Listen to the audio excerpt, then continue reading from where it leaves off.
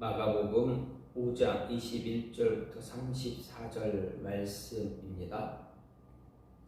예수께서 배를 타시고 다시 맞은편으로 건너가시니 큰 무리가 그에게로 모이거늘 이에 바닷가에 계시더니 회당장 중에 하나인 야이로라 하는 이가 와서 예수를 보고 발 아래 엎드려 간곡히 구하여 이르되 내 어린 딸이 죽게 되었사오니 오셔서 그 위에 손을 얹으사 그로 구원을 받아 살게 하소서 하거늘 이에 그와 함께 가실새 큰 무리가 따라가며 애워싸 밀더라. 12해를 혈루증으로 앓아온 한 여자가 있어 많은 의사에게 많은 괴로움을 받았고 가진 것도 다 허비하였으되 아무 효험이 없고 도리어 더 중하여졌던 처에 예수의 소문을 듣고 무리 가운데 가까이 뒤로 와서 그의 옷에 손을 대니 이는 내가 그의 옷에만 손을 대어도 구원을 받으리라 생각함일러라. 이에 그의 혈루근원이 곧 마름에 병이 나은 줄을 몸에 깨달으니라. 예수께서 그 능력이 자기에게서 나간 줄을 곧 스스로 아시고 무리 가운데서 돌이켜 말씀하시되 누가 내 옷에 손을 대었느냐 하시니 제자들이 여짜오되 무리가 애워싸 미는 것을 보시며 누가 내게 손을 대었느냐 물으시나이까 하되 예수께서 이 일 행한 여자를 보려고 둘러보시니 여자가 자기에게 이루어진 일을 알고 두려워하여 떨며 와서 그 앞에 엎드려 모든 사실을 여쭈니 예수께서 이르시되 딸아 내 믿음이 너를 구원하였으니 평안히 가라. 내 병에서 놓여 건강할지어다. 아멘. 오늘 말씀 마가복음 5장 21절에서 34절 말씀입니다. 오늘 마가복음 5장 말씀은 예수님의 2차 갈릴리 사역 가운데서 이제 거라사 지방의 군대 귀신 들린 자를 고치시고 그리고 가버나움으로 오셔서 혈루증을 앓던 여인을 치료한 사건, 그리고 이 여인이 예수님을 만나기 이전에 예수님을 찾아온 회당장 야이로의 딸을 살리시는 그러한 이적을 보인 사건이 기록되어져 있는 부분입니다. 오늘 말씀 이후에 보면 이전에 21절부터 24절 말씀을 보면 회당장 야이로가 예수님을 찾아옵니다. 그래서 예수님을 모시고 자기의 집으로 딸을 살리기 위해서 집으로 데려가던 도중에 이 여인 혈루병을 앓는 여인을 만나게 됐고 이 여인의 치료가 끝나자마자 어떻게 됩니까? 예수님은 이 야이로와 함께 야이로의 집으로 가셔서 그 딸을 고쳐주시는 살리시는 그러한 이적이 나타나고 있습니다. 그 가운데서 오늘 말씀을 31절, 34절에서까지 본 것은 혈루증을 앓는 여인의 모습에 여인에게 조금 더 포커스를 맞춰 집중해서 보려고 하는 것입니다. 이 사건은, 이 이적은 마태복음 9장 그리고 누가복음 8장에서도 이제 같이 이야기하고 있는 말씀입니다. 그리고 우리가 참 잘 알고 있는, 많이 들어본 이야기입니다. 그런데 그런 가운데서 마가는 마태복음과 누가복음보다 조금 더 자세하게 기록하고 있습니다. 마가가 마태와 누가보다 조금 더 자세하게 기록하는 모습, 왜 그가 조금 더 자세하게 기록하고 있는가? 그리고 자세하게 기록할 때 마가가 중점적으로 기록하고 있는 것이 무엇인가? 무엇을 이야기하기 위해서 이것을 기록하고 있는, 이 내용을 기록하고 있는가 볼 때 마가가 집중해서 마가가 강조하고자 하는 것은 바로 믿음입니다. 혈루증을 앓는 여인의 믿음, 그리고 자신의 딸을 살리기 위한 아버지의 믿음을 강조하기 위해서 많은 분량, 어떻게 보면 많다고 할 수 있지만 어쨌든 마태와 누가보다는 좀 더 많은 분량을 할애해서 기록하고 있습니다. 오늘 말씀에 나오는 이 혈루증에 걸린 여인, 이 여인은 자신이 가지고 있던 온갖 재산을 다 탕진했음에도 불구하고 어떻게 됩니까? 성경 말하기를 무엇라 이야기합니까? 병에서 자유롭게 되지 못한 여인이다 이야기합니다. 그리고 이어서 나오는 것은 이제 아버지의 믿음을 강조하는 예수님의 모습입니다. 어쨌든 마가가 본문을 오늘 말씀을 통해서 믿음에 대해 더 강조하고자 하는 그 이유가 무엇일까 생각해 보면 1차적으로 이 마가복음을 읽게 되는 1차적인 독자가 누군가 생각해 보면 알 수가 있습니다. 바로 로마의 엄청난 박해에 직면에 있던 로마 교회 성도들에게 자신이 쓴 복음서를 읽게 하기 위해서였습니다. 즉 로마 교회 성도들에게 아무리 극한 상황에 처할지라도 예수님을 만나면 전혀 새로운 기쁨과 소망을 가질 수 있다는 것, 그리고 참 믿음은, 바른 진정한 믿음은 어떤 문제라도 해결받을 수 있다라는 것을 강조함으로 인해서 로마 교회 성도들로 하여금 직면한 그런 고난, 환난을 믿음으로 이겨내라 라고 하기 위해서, 그들의 믿음을 독려하기 위해서 기록한 것입니다. 특히 혈루증이 치료됐다는 것, 그리고 죽은 딸이 다시 살아났다는 것, 예수님을 믿는 믿음 안에 있다면 죽음마저도 생명으로 바뀌게 된다라는 것을 말하기 위해서입니다. 즉 진실된 믿음, 누구도 흉내낼 수 없는 그런 유일무이한 그러한 믿음을 가진 자, 그러한 자는 모든 상황을 극복할 수 있다는 소망을 갖게 해 줍니다.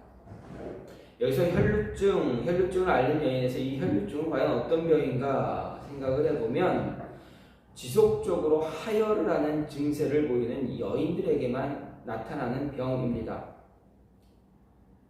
여인들에게만 나타나는 병을 혈루병이라 이야기하고, 남자들에게도 이런 병이 나타나는데 남자들에게 나타나는 병은 혈우병이라고 이야기합니다.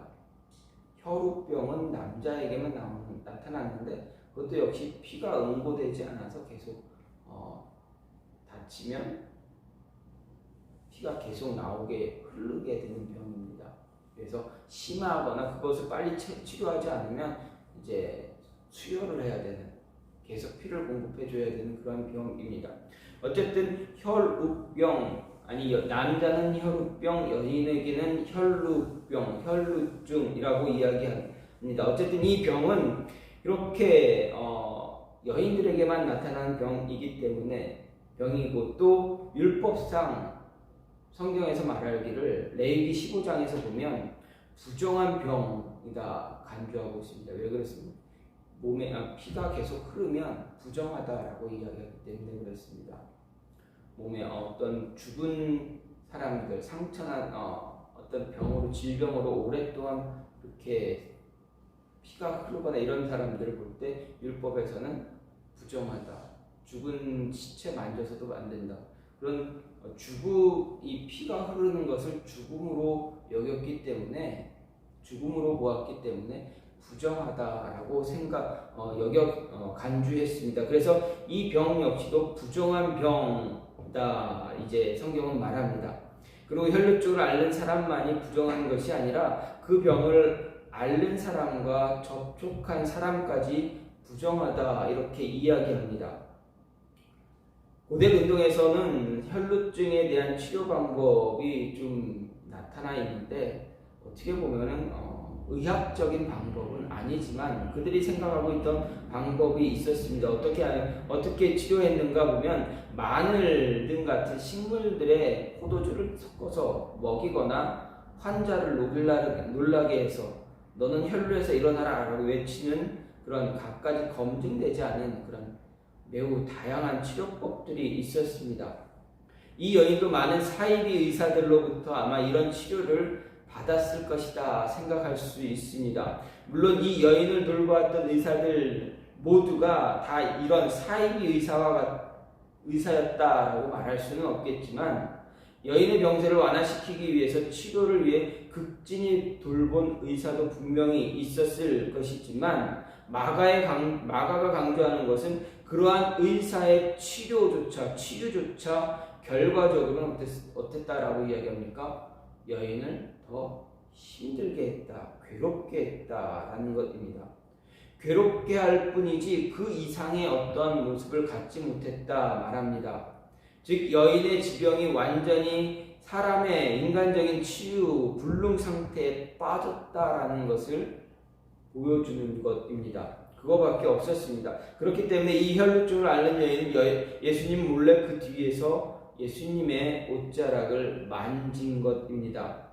이 여인은 예수님의 겉옷만 만져도 자신이 구원을 받을 수 있다라는 그 믿음으로 만졌고 그 믿음대로 어떻게 됐습니까? 병에서 노임을 받은 구원을 받게 되었습니다. 여인이 예수님 뒤로 올 수밖에 없었던 이유, 좀 전에도 간단하게 말씀드렸지만 당시 사회적인 관습입니다. 관습도 있었습니다. 여자가 남자에게 더구나 남자의 신체를 접촉하기 위해서 접근하는 것 금지되어 있었습니다.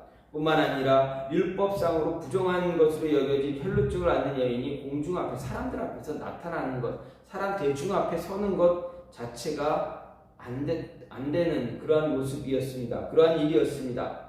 그리고 또 누군가와 접촉해서는 안 됐습니다. 여러분, 군중이 이렇게 모여 있는데 부정한 자, 혈루증을 앓는 자 또는 한센병을 앓는 자 이런 부정한 자들이 그 군중들 사이에 들어가면 어떻게 됩니까?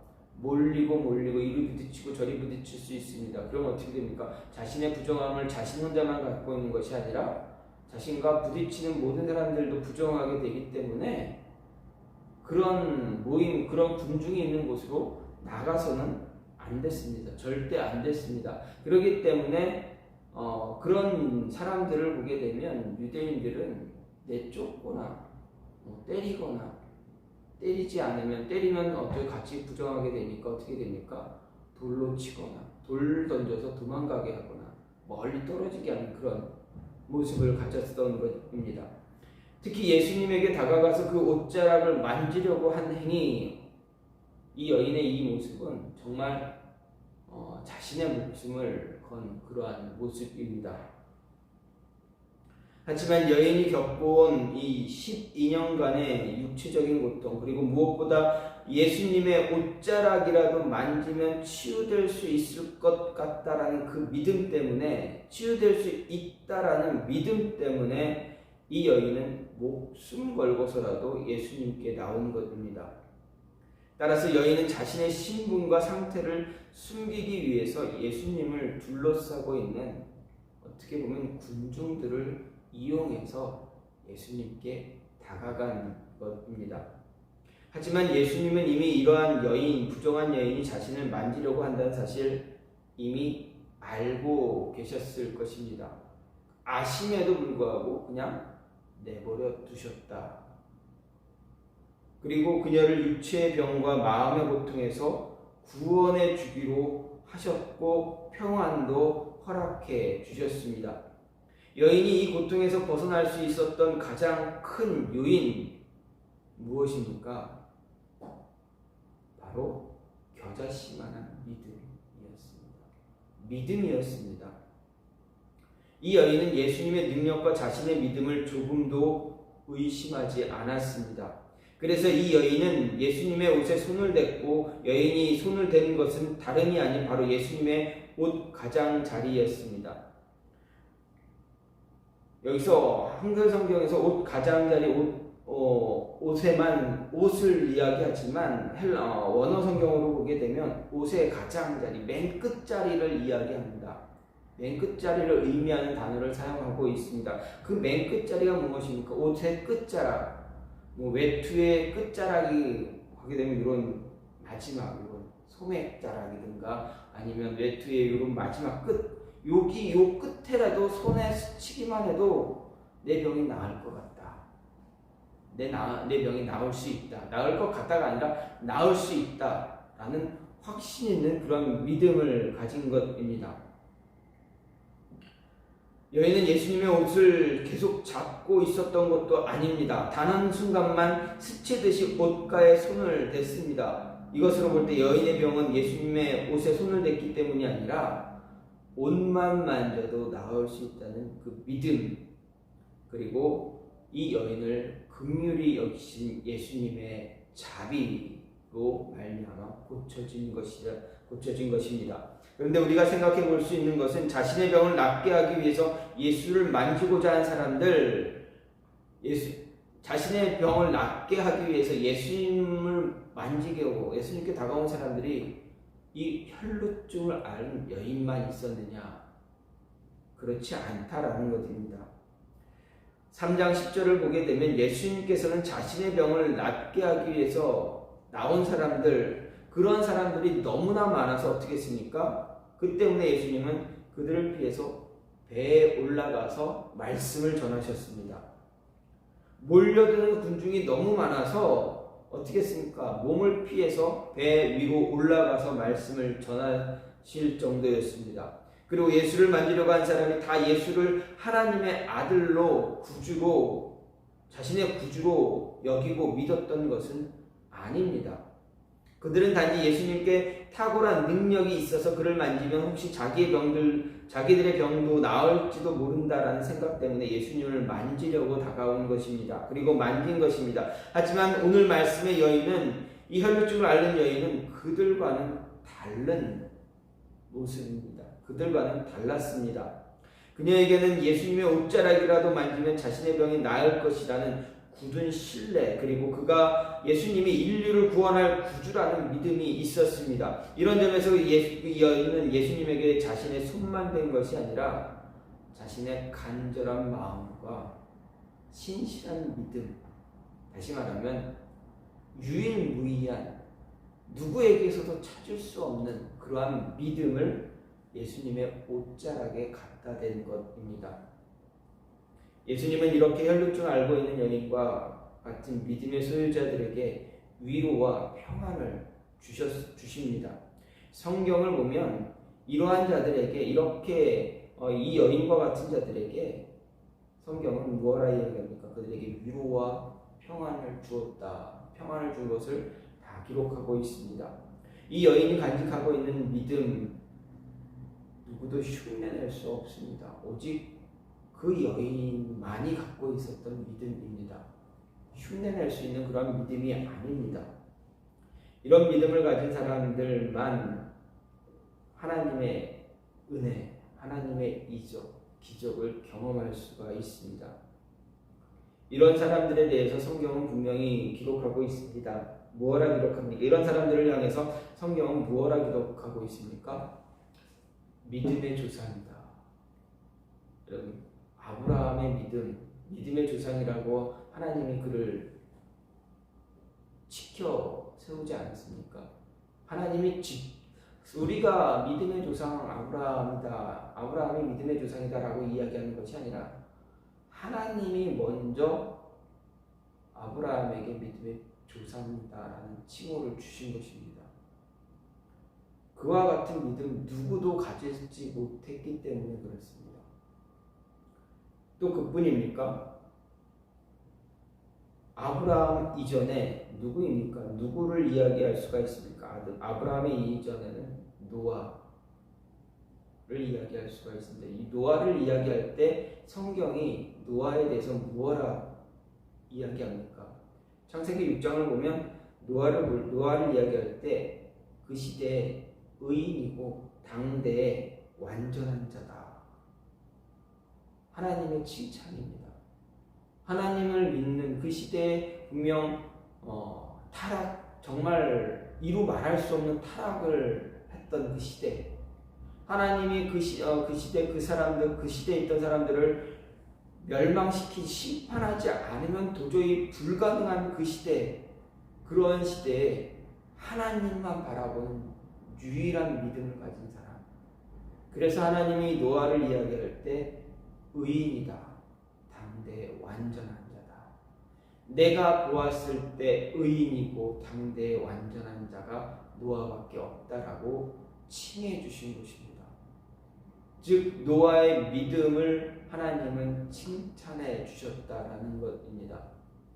이 혈루증을 앓는 여인의 믿음 또한 이러한 모습이다라는 이야기입니다. 또 한 가지 보면 열왕기하 18장 보면 히스기야 왕에 대해서 이야기하고 있습니다.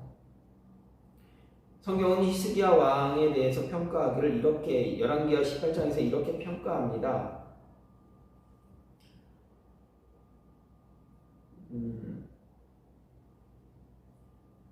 여호와를 의지하였는데 그의 전후에 그러한 자가 없었다. 히스기야가 왕이 됐을 때 그가 어떻게 했습니까? 종교개혁을 했습니다. 이스라엘, 남유다의 종교를 하나님 외에는 모든 것 다 부쉈습니다. 없앴습니다. 우상들 다 없앴습니다. 산당들조차 싹 다 없앴습니다. 이스라엘 백성들이 갖고 있었던 모든 우상들을 다 없애버렸습니다. 심지어 어떤 우상까지 있었냐면 모세가 광야 시대에 하나님의 심판에 의해서 심판으로 인해서 백성들이 죽어갈 때 하나님이 모세를 향해서 무엇을 하는가? 너 놋뱀 만들어서 그걸 들어라. 그걸 바라보는 사람들은 살리라. 구원받을 것이다. 라고 했을 때 만들었던 그 놋뱀, 그 놋뱀이 이때까지 우상처럼 섬겨졌는데 그 놋뱀마저도 히스기야가 다 부숴버렸습니다. 이것을 섬기면, 이걸 바라보면 하나님 바라보지 못한다. 이것이 하나님의 영광을 가리는 것이다라고 그것을 우상으로 생각해서 그것 역시도 부숴버렸습니다. 그래서 성경은 기록합니다. 다윗 왕 이후에 남유다 많은 왕들이 하나님을 믿고 섬겼지만, 그리고 종교개혁을 일으킨 왕 요시야도 있었지만 히스기야의 믿음만큼, 히스기야만큼의 믿음을 가진 자가 그 이전에도 없었고 그 이후에도 없었다라고 성경이 평가하고 기록하고 있습니다. 얼마나 위대한 믿음입니까? 놋뱀 하면은 이스라엘 백성들에게 놋뱀 하면 그 얼마나 위대한 그 상징입니까? 구원의 상징 아닙니까? 구원을, 그 놋뱀을 바라보면서 생명을 얻었고 구원을 받았는데, 그럼 그것을 잘 갖고 있을 수 있습니다. 그런데 그것이, 그 놋뱀이 어느 순간 하나님을 대신하는 우상이 되었다라는 겁니다. 그러면 하나님을 대신하는 모든 것이 다 우상이 될 수 있다라는 것을 우리에게도 가르쳐 주고 있습니다. 그럼 그런 거 다 없애야 됩니다. 그런 걸 다 제거하고 없애려고 하는 그 믿음, 그 모습이 하나님 보시기에 얼마나 아름답겠느냐라는 것입니다. 그렇기 때문에 아브라함을 향해서, 노아를 향해서, 히스기야를 향해서 하나님은 이렇게 표현해 주셨습니다. 여호와를 의지하는데 그의 전후에도 그러한 자가 없었다. 그러니까 오직 유일무이한 믿음, 정말 그런 믿음 어디서 찾아볼 수 없다라고까지 말씀해 주신 것입니다. 이런 표현 정말 누구도 흉내낼 수가 없습니다. 저와 여러분의 믿음을 하나님께서 이렇게 표현해 주신다면 그것만큼 기쁘고 행복하고 무엇으로도 바꿀 수 없는 그런 모습이 되어져야 됩니다. 그럴 수밖에, 정말 하나님이 저와 여러분의 믿음을 이렇게 표현해 주신다면 얼마나 기쁘겠습니까? 무엇으로도 바꿀 수 없는 그런 하나님의 칭찬입니다. 하나님이 저와 여러분을 인정해 주셨다라는 것, 저와 여러분의 믿음을 이렇게 인정해 주신다는 것 자체가 가장 큰 은혜와 축복입니다. 이 여인은 바로 그러한 은혜와 축복, 위로를 지금 받고 있다라는 이야기입니다. 아무도 흉내낼 수 없는 그러한 믿음을 소유한 자에게 하나님은 위로를 주시고 평안을 주시고 기도에 응답하시고 그런 모습을 계속 성경을 통해서 보여주고 있습니다. 그러면 우리에게도 그런 믿음을 요구하고 있습니다. 절대적으로 나만 믿고 따라와라. 나를 믿고 나를 믿는 그 믿음의 확신을 가지고 따라와라 이야기합니다. 그러면 이렇게 이 여인이 이런 믿음을 소유할 수 있었던 것 어디에 있는가 생각을 해보면 모든 것을 내려놓고 포기할 수 있을 때 가능하다라는 것입니다. 여인이 오늘 성경 말씀을 보면 여인이 치료를 위해서 어떻게 했다라고 합니까? 돈도 많이 주고 자신이 가진 것을 다 허비할 정도였다라고 합니다. 여러분 26절 보게 되면 많은 의사에게 많은 괴로움을 받았고 가진 것도 다 허비했다. 그런데 아무 효용도 없었다라고 했다면 여러분 12해 12년 동안 이 혈루증이 후천적으로 생겼습니다. 12년 동안 병을 치료하기 위해서 가진 것 다 허비했다라고 하는 표현은 이 여인이 가진 것이 없었던 여인입니까? 아니면 가진 것이 너무 많았던 여인입니까? 어떻게 보면 가진 것이 풍성한 여인입니다. 그래서 12년 동안 이것을 이 병 치료하기 위해서 치료비를 이렇게 지불한 것입니다. 지금이라면 없는 사람도 많이 가진 것이 없어도 치료하기 위해서 어떻게든 치료하기 위해서 많이 하지 않습니까? 가능하지 않습니까? 일을 하기도 하고 어떻게든 고치기 위해서 발버둥 치는 모습, 그런 모습 가질 수 있지 않습니까? 그런데 당시 이 여인이 살고 있었던 유대 시대, 그 시대는 여인이 어디 가서 무엇을 할 수 있는 시기대가 아닙니다. 금전적으로 무엇을 얻기 위해서 무언가를 노력할 수 있는 그러한 시기가 아닌 그러한 시대가 아닙니다. 지금 시대와는 전혀 다른 시대입니다.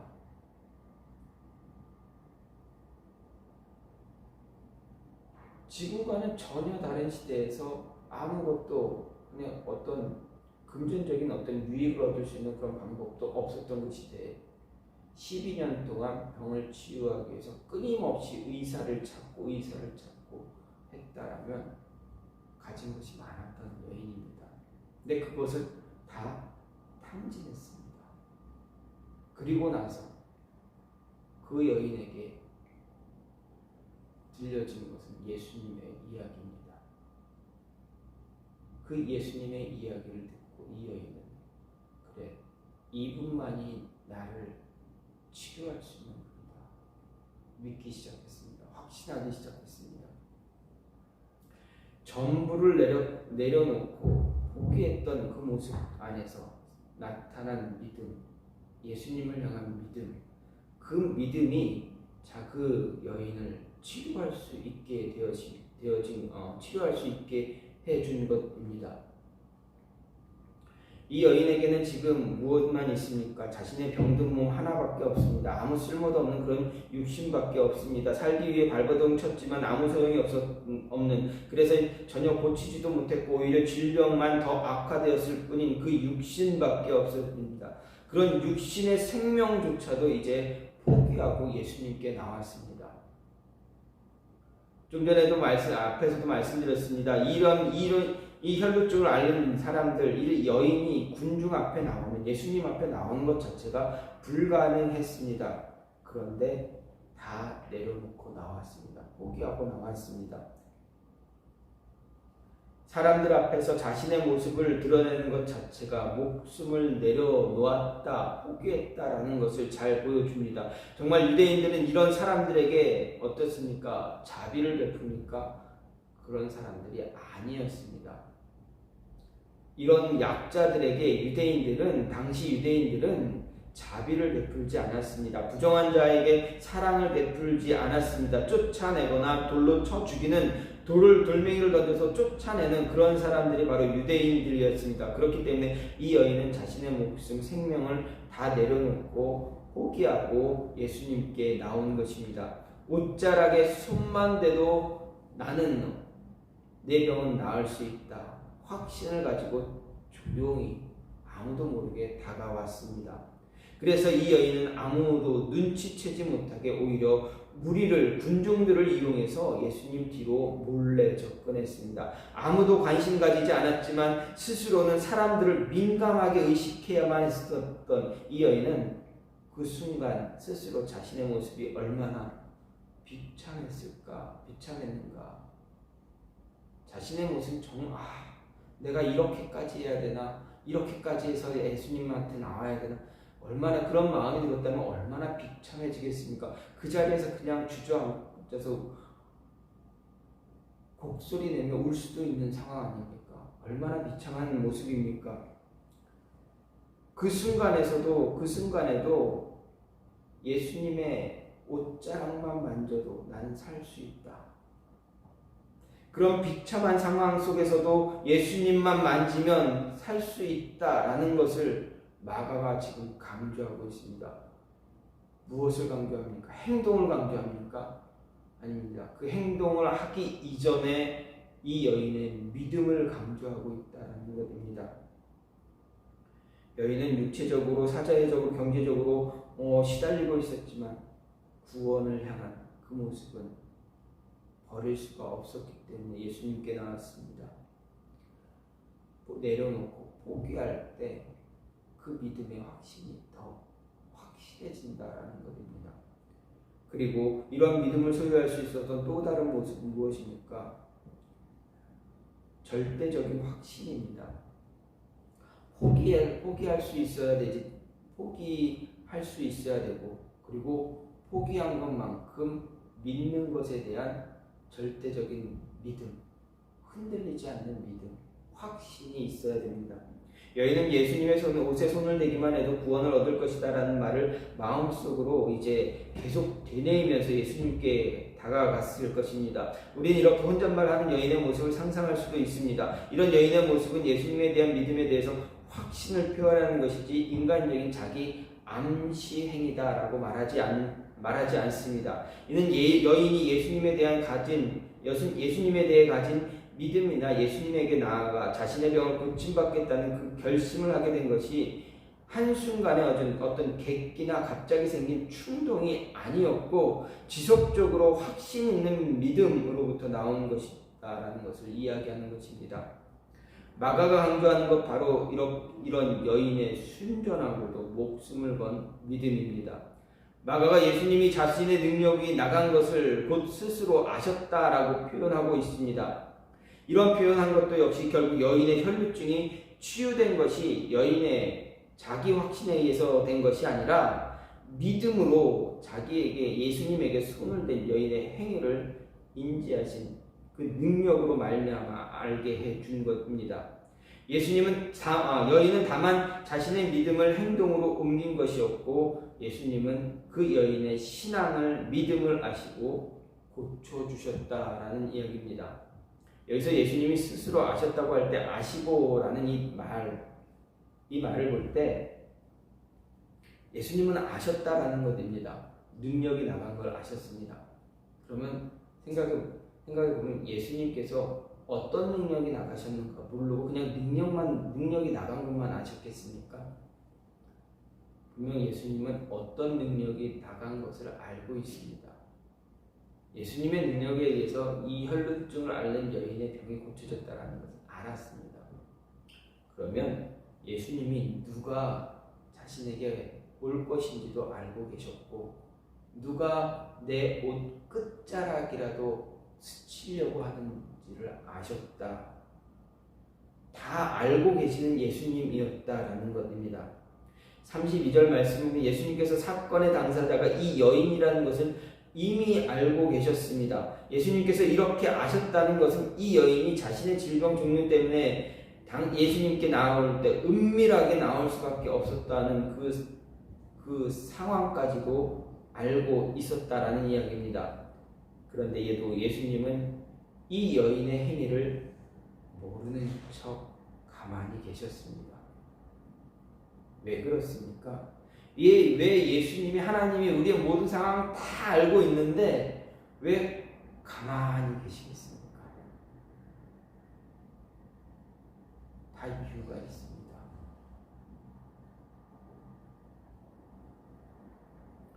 예수님은 자신의 이 모든 것 다 알면서도 능력 나간 것을 보여주시면서 이 여인을 찾았습니다.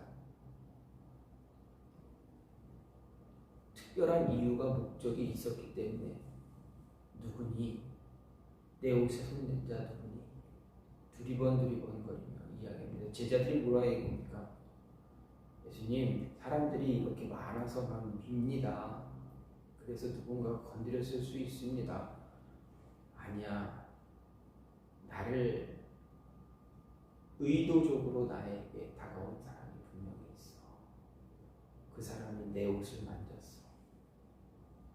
이유가 있다라는 것입니다. 이유가 무엇입니까?